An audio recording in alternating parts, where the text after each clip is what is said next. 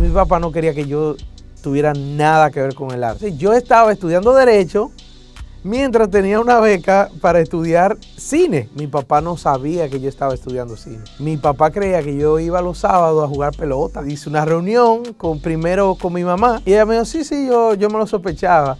Y yo le pregunté por qué, porque tú llegabas con un uniforme limpio. ¿Qué tú vas a hacer ahora?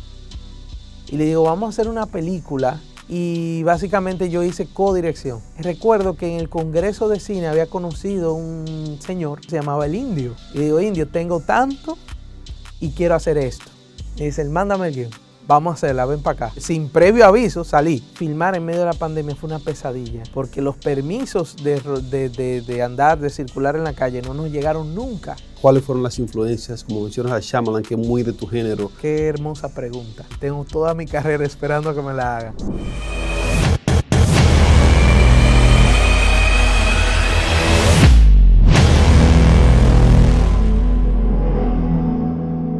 Señores, estamos muy contentos de estar de vuelta dándoles a ustedes contenido de Cinemac, la revista informativa sobre cine aquí en República Dominicana. Hoy tenemos el honor de presentarles a ustedes a un gran director joven dominicano, oriundo de Santiago de los Caballeros, es el director Ronnie Sosa. Bienvenido, Ronnie. Gracias por tenerme aquí, Iván, de verdad, y qué bueno que yo inicio a abrir este programa que tenía un tiempo que no se hacía. Qué bueno que estamos aquí.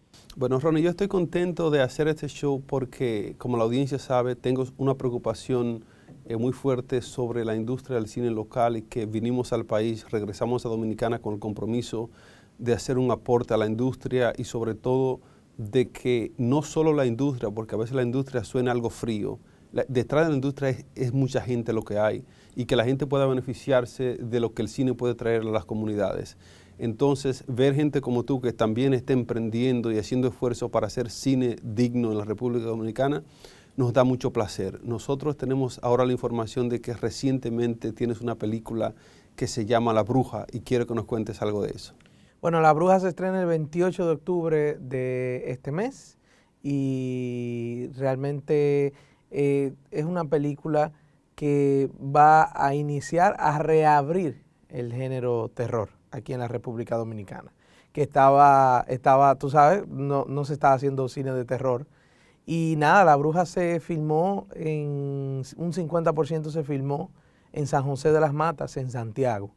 O sea que es una película que está muy conectada a mis raíces y es una película que tiene un elenco extraordinario y me quedo corto realmente. Tenemos a Manny Pérez, Joni Estrella, Lumi Lizardo, Johanny Sosa, Miguel Ángel Martínez, Fausto Rojas, Guillermo Liriano Vaz, Orestes Amador, Pachi Méndez. O sea, tenemos un cast enorme y son personas que son parte de la industria y que realmente han aportado muchísimo y que la mayoría son de mi región, el Cibao. Eso es algo que yo aprecio mucho cuando los directores tienen la delicadeza y la certeza de elegir gente que represente entornos con los que son familiares. Tú no estás trayendo un extranjero para que te intente ser cibaeño, tú no estás trayendo gente de otro país y eso es importante. Y el hecho de que tú tengas a Manny Pérez, que también es de la región y que tiene ese acento y ese caché que le sale natural,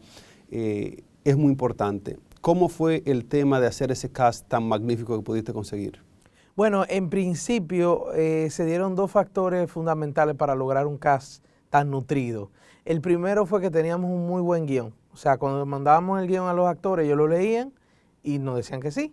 Y otra cosa fue que teníamos a un gran productor que es Francis Disla, el Indio, que él hizo un trabajo fuertísimo para lograr que los actores estuvieran en la película. Tú sabes que por ejemplo, en el caso de Manny, que es de Hollywood, era medio complicado, pero el Indio lo logró.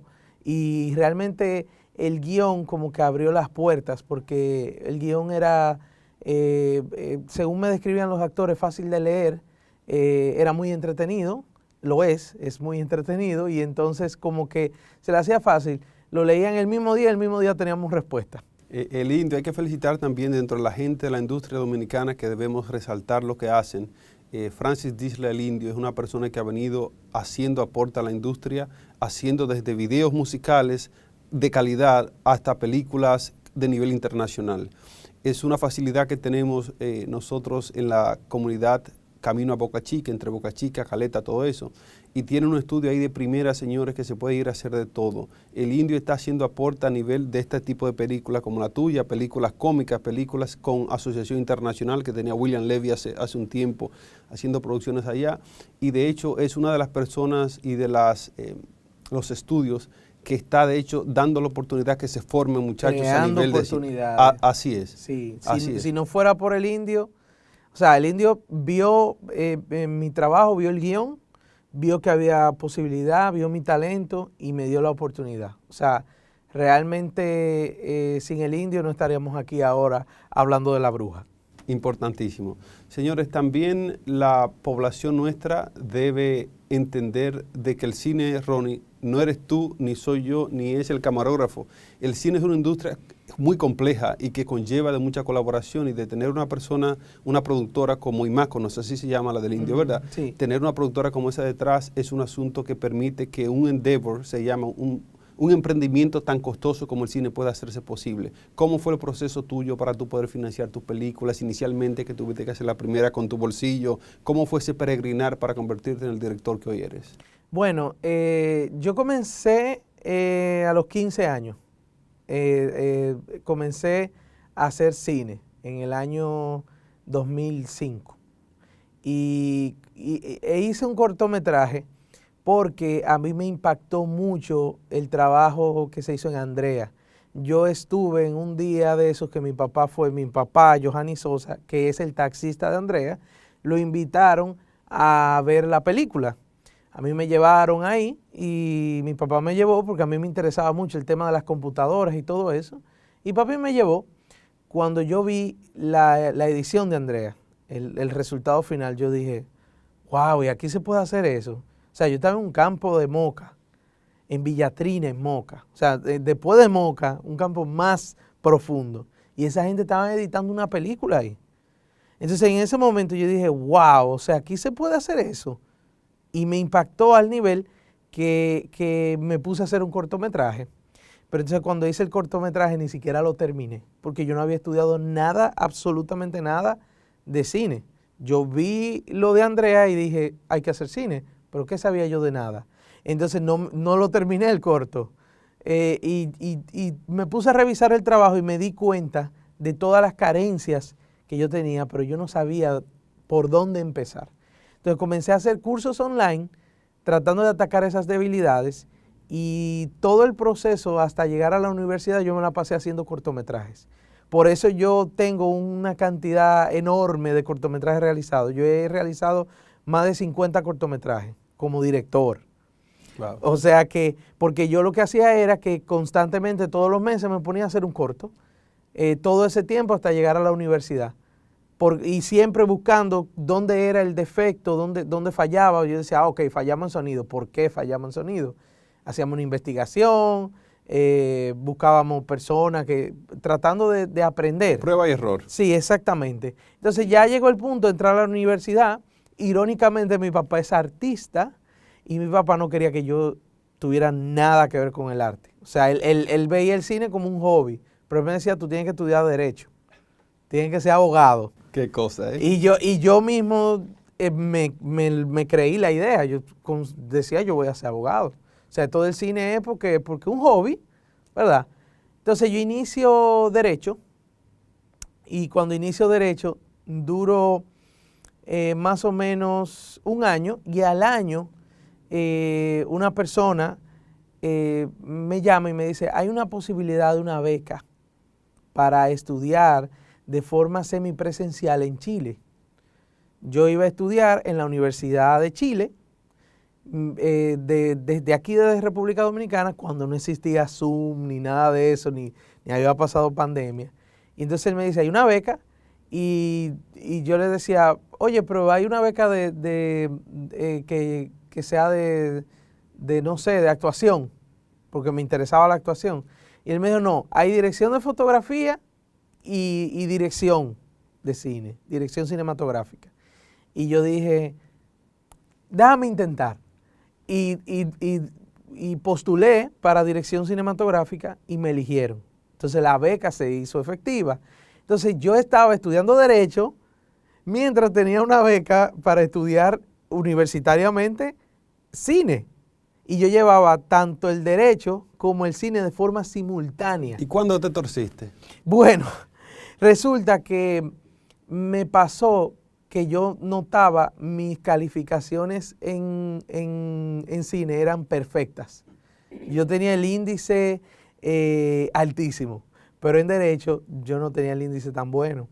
Y era porque yo no estaba como aplicado al Derecho. Yo iba por ir, porque mientras tanto la beca se mantenía en secreto. Mi papá no sabía que yo estaba estudiando cine. Mi papá creía que yo iba los sábados a jugar pelota, porque era los sábados, el día completo que hacíamos como una teleconferencia. Y yo me integraba a un grupo más de compañeros que también habían recibido la beca y tomábamos las materias así. Entonces era un desafío porque yo me iba con el uniforme de pelotero y entonces me cambiaba la ropa y entraba a coger clases aquí en Santo Domingo.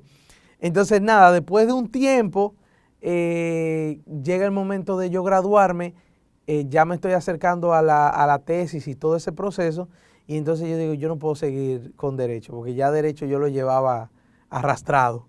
Entonces lo que hice fue que dejé Derecho, sin que mi mamá y mi papá se dieran cuenta, y con la complicidad de mi abuela ella me ayudaba a yo venir para acá, para Santo Domingo, los pasajes, todo, y ella sabía todo. Los abuelos de apoyadores Sí, siempre, ¿verdad? sí, ciertamente. Entonces, ¿qué pasa? Que cuando llega el momento de graduarme, ya yo tengo que decirle a mi papá y a mi mamá que yo no me voy a graduar de abogado, sino de cineasta. Entonces, nada, hice una reunión primero con mi mamá para que ella me ayudara con mi papá. Y ella me dijo, sí, yo me lo sospechaba. Y yo le pregunté por qué, porque tú llegabas con un uniforme limpio.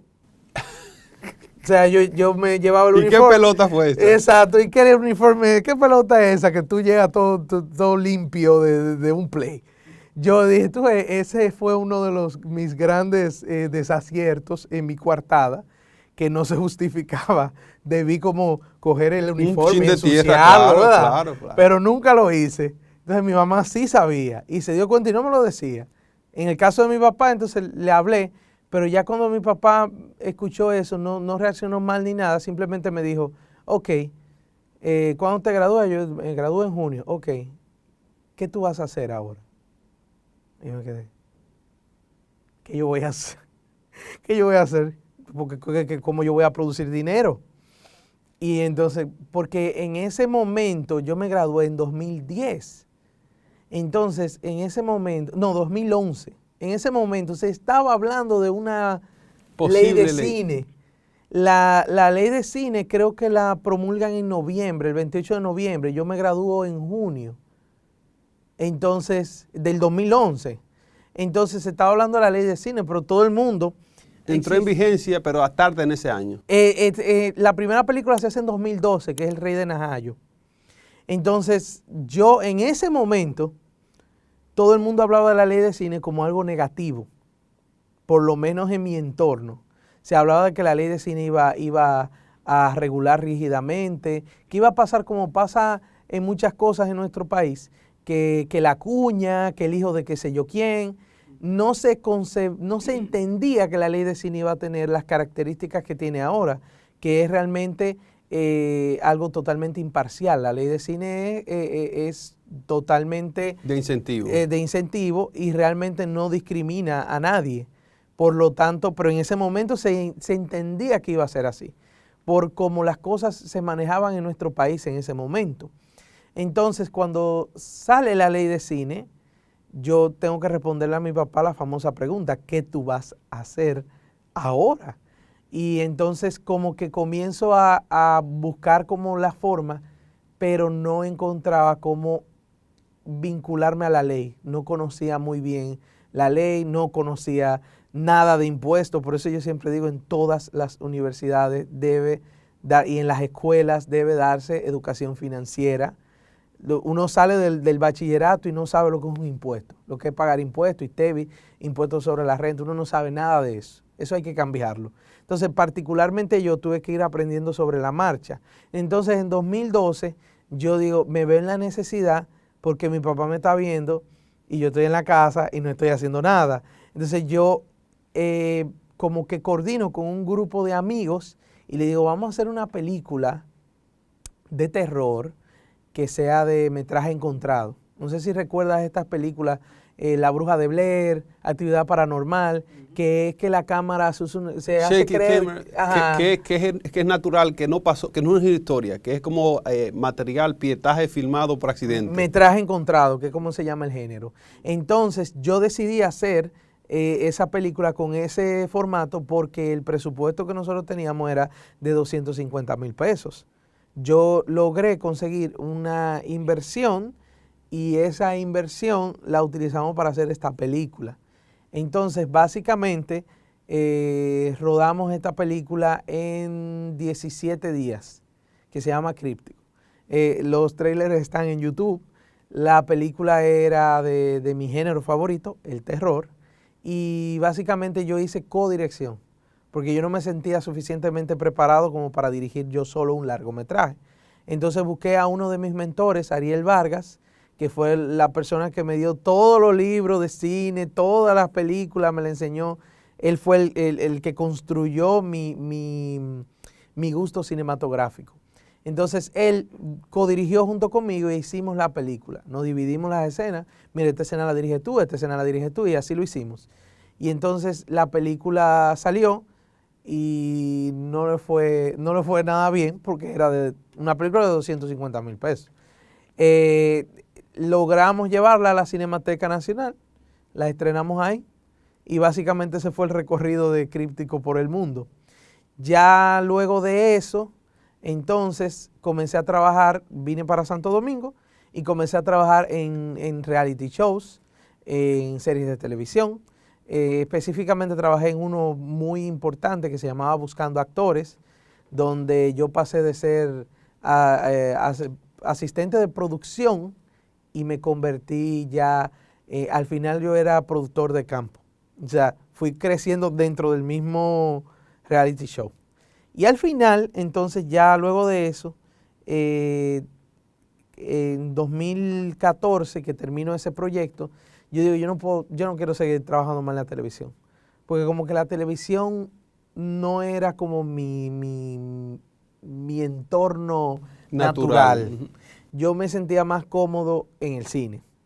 Entonces comencé a buscar la forma de hacer una película con más presupuesto, ideando. No iba donde la ley de cine porque no conocía a nadie a quien presentar. Yo ya en ese momento, en 2014, ya yo hablaba con todos los empresarios que yo conocía. Les decía, mira, la ley de cine, no sé qué. Pero todavía yo no conocía bien el asunto. Pero tanto tú como los empresarios todavía no están familiarizados con la ley. Y menos en Santiago. En Santiago era muy difícil vender. Todavía para La Bruja lo fue. Cuando yo intenté buscar inversionistas en 2020 para La Bruja, en 2019-2020, se me hizo difícil. Tan difícil como lo fue en 2014. Entonces, ¿qué pasa? Que en 2015 se me ocurre, ven acá, yo era profesor, y decía, ven acá, pero estos estudiantes que pasan por la escuela de mi papá tiene una escuela que se llama Soles, de actores, y yo decía, todos estos estudiantes salen, nosotros hemos egresado ya más de 400 estudiantes. Entonces, ¿a dónde van? ¿Qué hacen? No les dan la oportunidad. Entonces se me ocurre hacer un proyecto crowdfunding para hacer un largometraje con esos mismos estudiantes. Hicimos una convocatoria para atraer más personas y ahí nació el proyecto New Talent, que logró convocar 107 actores, de cuyos 107 actores se quedaron 52. ¿Cuál era la idea del proyecto? Sencillo. Nosotros íbamos a hacer una serie de eventos profundos para reunir el dinero suficiente para hacer la película. La película se llamaba Reina sin Corona. Cuando la idea era que los concursantes, los chicos, pasaban 3 meses educándose, formándose, y al final de los 3 meses nosotros elegíamos, debido al desempeño, elegíamos quiénes debían ser el protagonista, coprotagonista y así. Luego de que yo tenía el cast armado, yo escribía el guión. ¿Te entiendes? O sea, no es así que se hace, para que sepan. O sea, básicamente yo tenía la premisa de Reina sin Corona, ¿qué iba a hacer? Yo sabía lo que iba a hacer, pero yo no sabía quiénes iban a ser los actores ni nada. Entonces, cuando tuve el cast ya seleccionado, comencé a escribir basado en ellos mismos, los actores. Escribí el guión completo basado en eso. Entonces, al final logramos reunir 600,000 pesos para Reina sin Corona. El plan era reunir 5 millones de pesos, pero nunca se logró. Entonces, con esos 600,000 pesos decidimos hacer la película. La hicimos y ya en el año 2017, la rodamos 2015, diciembre de 2015. Duramos un año editándolo, un año entero hasta el 24 de diciembre del 2016. La mandamos a Funglode el 31 de diciembre, o sea, al Festival de Cine Global, y en enero estrenó en el festival.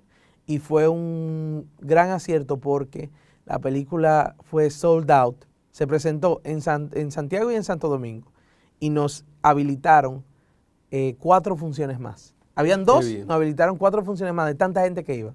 Y las 6 funciones fueron sold out de la película. Y ya luego de eso, entonces yo dije, tengo que coger plomo porque no puedo seguir trabajando independiente, porque fue muy sacrificado.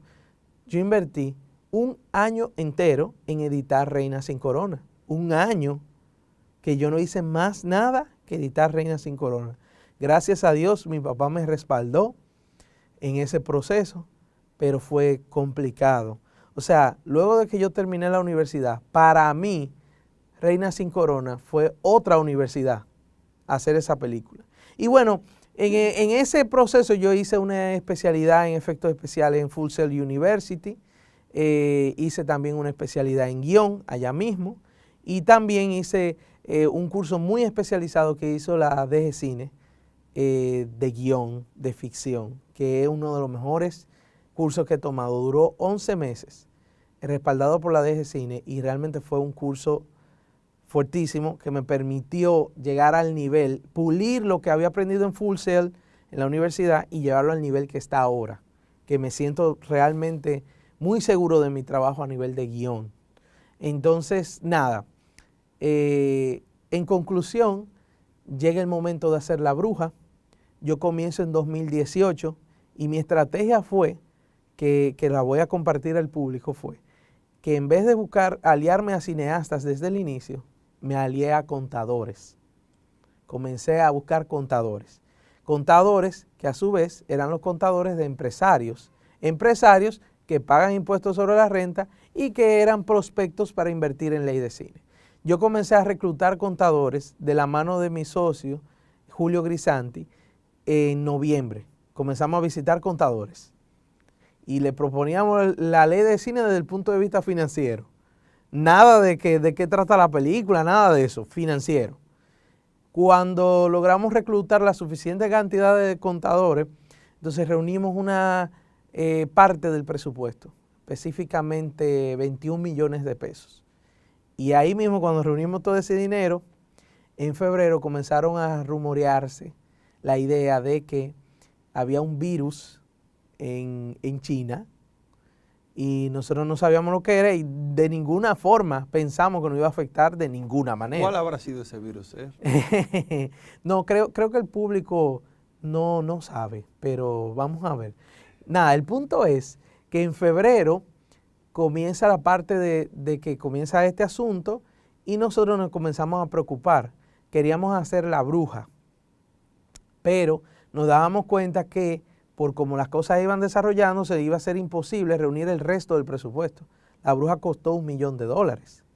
Entonces, reunir el resto del presupuesto implicaba buscar 2 veces más lo que ya se había conseguido. Entonces, ¿qué pasa? Que lo que decimos, bueno, vamos a hacer un documental. Entonces, vamos a usar este dinero y vamos a hacer un documental. El documental era en Japón, ya yo lo tenía armado desde hacía muchísimo tiempo. Y ya tenía el CPND, todo listo, vamos a darle. ¿Qué sucede? Que cuando decimos, vamos a comprar los vuelos, mi socio Julio me dice, Ronnie, mira, yo no sé por qué, pero yo tengo la impresión de que ese virus va a escalar. No compres los vuelos.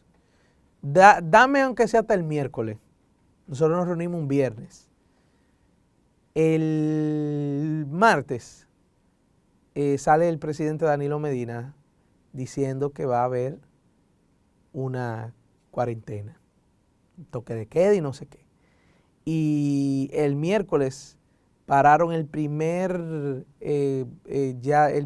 crucero de turistas en Japón.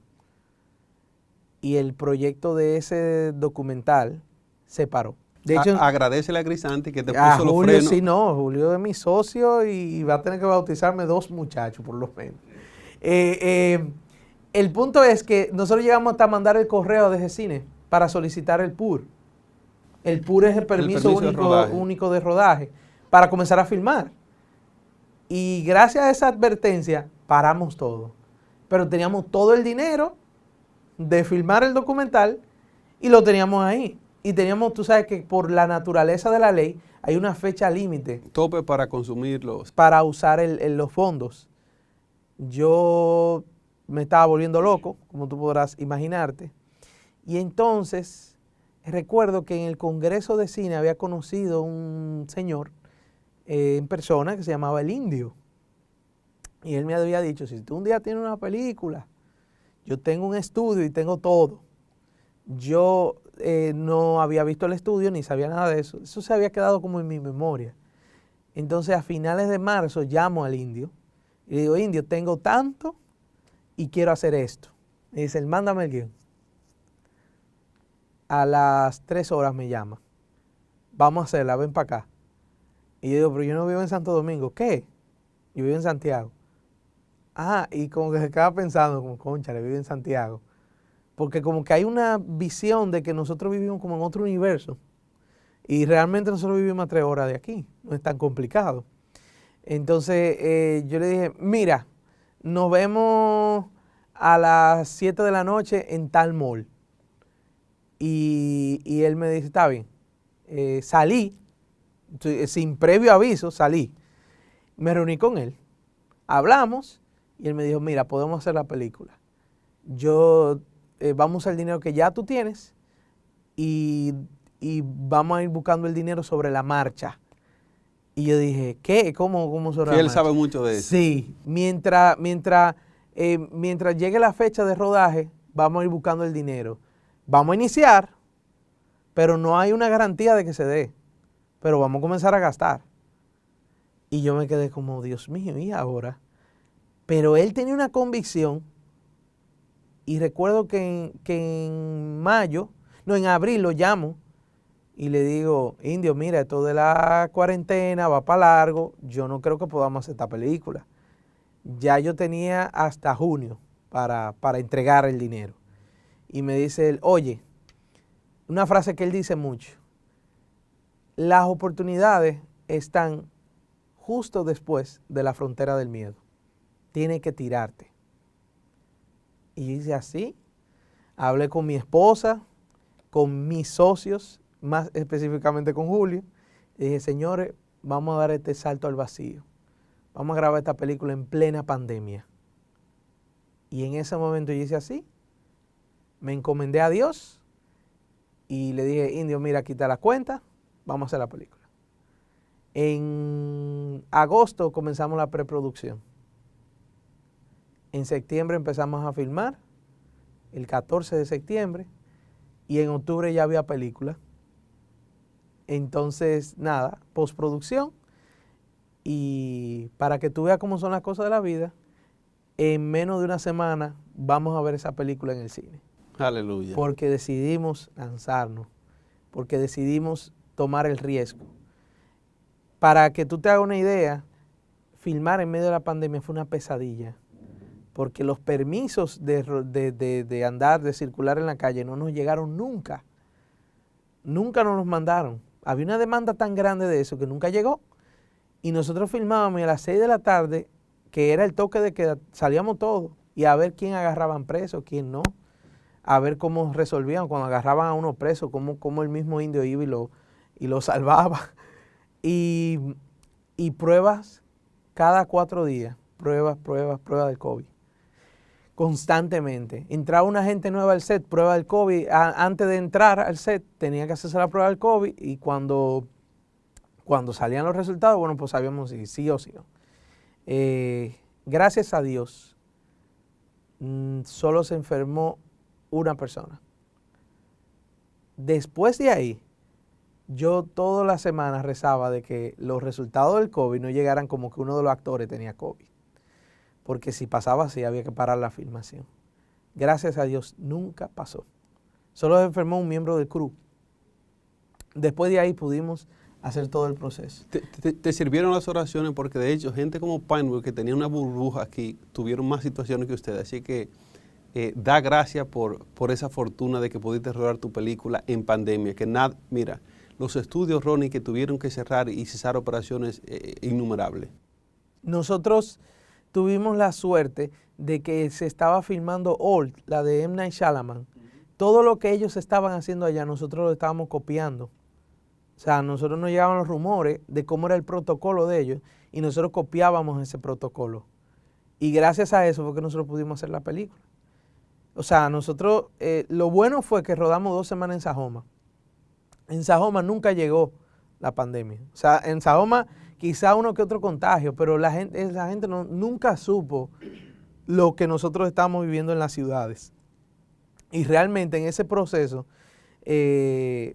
fue un gran desafío, porque mira, dirigir con mascarilla es difícil, tú te sientes limitado por tu voz y por el hecho de que no te están viendo gesticular. Tú tienes que dar una especie de feedback de todo y era un proceso. Y en el caso de los actores, corte la mascarilla de una vez, va, manito limpia. O sea, era incómodo. Yo creo que esa fue una de las dificultades más grandes de la película, porque realmente la película no tuvo ningún problema. El indio me decía a mí, ¿cuándo es que yo voy a trabajar?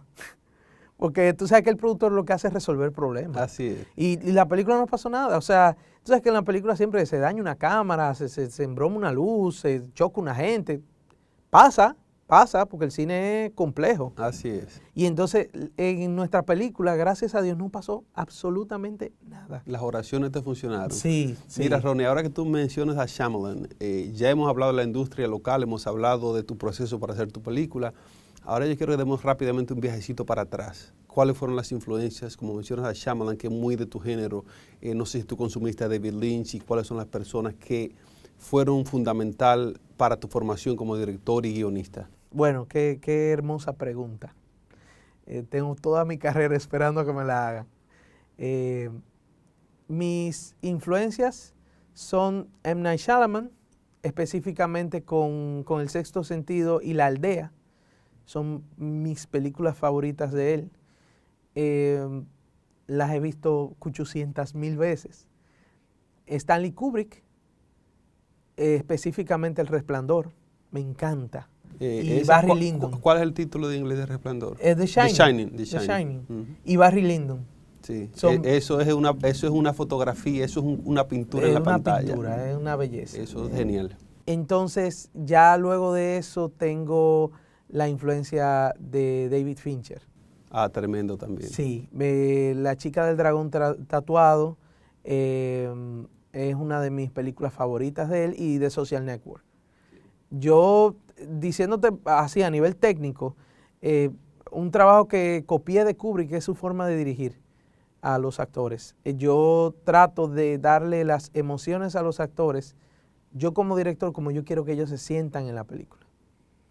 No, la idea es que, por ejemplo, en el caso de La Bruja, la niña Irene Tamburini, que es Sara en la película, yo la mantenía asustada. O sea, yo literalmente le dije al crew, asústenla todas las veces que ustedes pueden. Donde quiera, háblenle duro, asústenla, manténganla tensa. Y yo colaboraba en ese proceso. Como Shirley en The Shining. Ajá, exacto. Ese fue el proceso que saqué de Kubrick. Y también el hecho de repetir tomas. Yo repito mucho las tomas. Cuando vean La Bruja, cuando tú veas La Bruja, se van a dar cuenta la precisión que hay en la película. A nivel del blocking, o sea, moviendo los actores, hay mucha precisión. Que es algo muy difícil de hacer cuando hacemos cine caribeño, tú sabes. O sea, el hecho de que todo es tan rápido, ¿verdad? Entonces yo trato de que las cosas como que queden como en su punto, como que Me gusta hacer muchos one-ers, que son tomas secuencias. Entonces en esos one-ers me gusta mover mucho los actores y los elementos y la composición para que queden todos como que se alineen, como si se alinearan los planetas. Entonces eso lo saqué mucho de Kubrick. Y también los planos, los primeros planos o planos medios fijos del actor contemplando cuando está pasando por un proceso. Para mí ese plano de Kubrick, que yo lo uso, te da como ese espejo como audiencia. En ese momento, cuando hay silencio, el personaje simplemente está sintiendo, yo le doy a la audiencia el chance de ver en el alma del actor, del personaje, y reflejarlo con ellos mismos. Que ellos, como que la emoción de la película la transfieran ahí. ¿Tú entiendes? Como que la idea es como que ese sea el espejo de ellos. Entonces, en el caso de David Fincher, a mí me gusta mucho componer con dolly, con movimiento de cámara. O sea, a mí me gusta hacer el máster con dolly, y después que tengo el máster montado, entonces construyo todo en base a ese movimiento de cámara. Y insisto, el tema de la precisión. Y Shyamalan es su forma de escritura, su forma de escribir. La Bruja tiene 2 giros importantes en la trama y lo van a ver mucho la influencia de Shyamalan en esa película. Y nada, ¿qué te digo? La ley de cine me permitió explorar esos autores que son parte de mí, que en películas anteriores no podía porque teníamos muchas limitaciones técnicas, pero en esta no, yo tenía plena libertad. Entonces hice un esfuerzo para tratar de crear ese sistema. Y nada, o sea, no creo que pueda existir un artista sin tener influencias. Los artistas tenemos que tener influencias porque venimos de algo siempre, porque la creatividad es la transformación realmente. Entonces como que me siento muy identificado con eso. Y creo que te puedo decir una cosa que me sentí muy identificado contigo al principio, que decías como que estabas fuera del país y volviste aquí, que particularmente yo, cuando estudié en Full Sail, a mí me llovieron las propuestas de trabajar allá en Estados Unidos. Y volví al país y mi papá me preguntó por qué no aceptaste las propuestas de trabajo de Estados Unidos. Y yo le dije, porque aquí yo soy necesario. Aquí me necesitan. Allá yo voy a hacer uno más, pero aquí me necesitan en mi país, República Dominicana. Y nada, ese ha sido mi trayectoria, más o menos. Y soy joven, lo que tengo son 31 años. La gente cree que yo soy más viejo, pero realmente no es así. Y he tenido la oportunidad de formar mucha gente y de colaborar con muchas personas. Tengo la dicha de que ahora mismo mi esposa, Viviana Bautista, es mi productora, contadora y jaladora de orejas profesional en mi vida. Y tengo un alumno que se llama Isaac Morantus, que fue el que editó la película La Bruja, que ha hecho un trabajo extraordinario. Ustedes lo van a ver. Quedó muy bien la edición de la película y realmente él le ha dado un salto profesional increíble.